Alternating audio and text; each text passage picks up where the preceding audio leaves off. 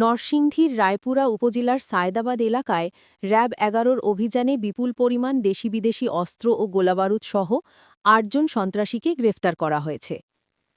র্যাবের প্রেস বিজ্ঞপ্তিতে জানানো হয়, বাংলাদেশ আমার অহংকার এই স্লোগানকে সামনে রেখে র্যাব প্রতিষ্ঠালগ্ন থেকেই সন্ত্রাস, জঙ্গিবাদ, অবৈধ অস্ত্র ও মাদক দমনে কাজ করে আসছে।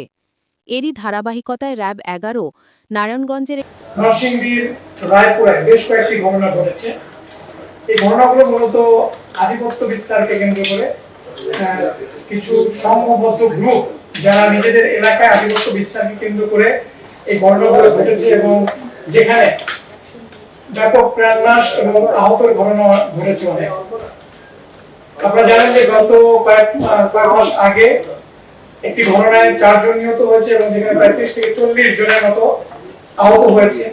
গত সেপ্টেম্বর মাসেও একটি ঘটনা ঘটেছে যেখানে একটা গ্রামের বেশ কয়েকটি বাড়ি পুড়িয়ে দেওয়া হয়েছে এবং যেখানে একজন নারী গুলিবিদ্ধ হয়ে পরবর্তীতে নিহত হয়। এই ঘটনাগুলো মূলত নরসিংদী রায়পুরা থানার সায়দাবাদ এবং বালুচর এই দুইটা এলাকায় সবচেয়ে বেশি হয়, এই দুইটা গ্রামের বাসিন্দাদের মধ্যে। এছাড়াও বাঁশগাড়ি, চাঁদপুর, চান্দেরকান্দি এই এলাকাতেও বেশ কয়েকটি ঘটনা ঘটেছে।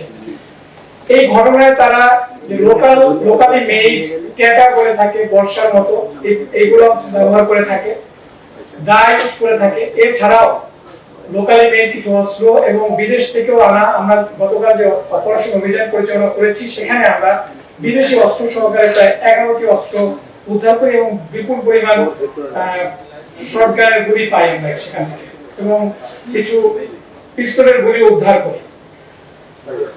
এই অস্ত্রগুলো মূলত পার্শ্ববর্তী দেশ থেকে তারা এনে থাকে। স্পেশালি যে বন্দুকগুলো আমরা যেগুলো পেয়েছি শটগানের মতো দেখতে সেগুলা এবং বিদেশি যে পিস্তল যেগুলো পেয়েছি সেগুলো পার্শ্ববর্তী দেশ থেকে বর্ডার ক্রসের মাধ্যমে তারা নদীপথের মধ্যে নিয়ে আসে। প্রাথমিক জিজ্ঞাসাবাদে আমরা এই তথ্যগুলো পেয়েছি।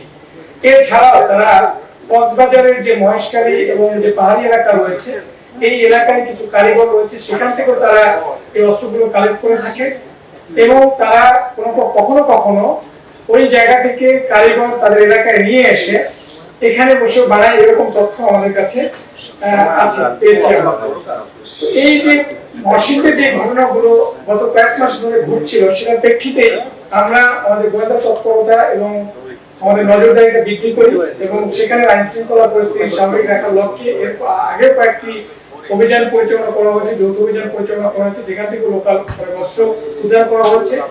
গতকাল আমরা একটা সুনির্দিষ্ট তথ্যের ভিত্তিতে আমরা এই রায়পুরা সায়দাবাদ এলাকায় আমরা অভিযান পরিচালনা করি গতকাল রাতে এবং মোটামুটি সারা রাত ধরে অভিযান চলে এবং সেখান থেকে আমরা 11টি অস্ত্র, যার মধ্যে 2টা বিদেশি পিস্তল, একটি লোকাল পিস্তল এবং কিছু শর্ট গান এবং কিছু পাইপ গান আমরা উদ্ধার করি এবং যেখান থেকে প্রায় 32 রাউন্ড শর্ট গানের গুলি উদ্ধার করা হয় এবং কিছু পিস্তলের গুলি উদ্ধার করা হয় এবং 8 জনকে আমরা গ্রেফতার করতে সক্ষম হই এবং তারা আমরা যখন অভিযান পরিচালনা করি তখন তারা আমাদের উপর হামলা করার চেষ্টা করেছে, ককটেল এবং কিছু শর্ট গানের গুলি পর্যন্ত তারা দূর থেকে করেছে।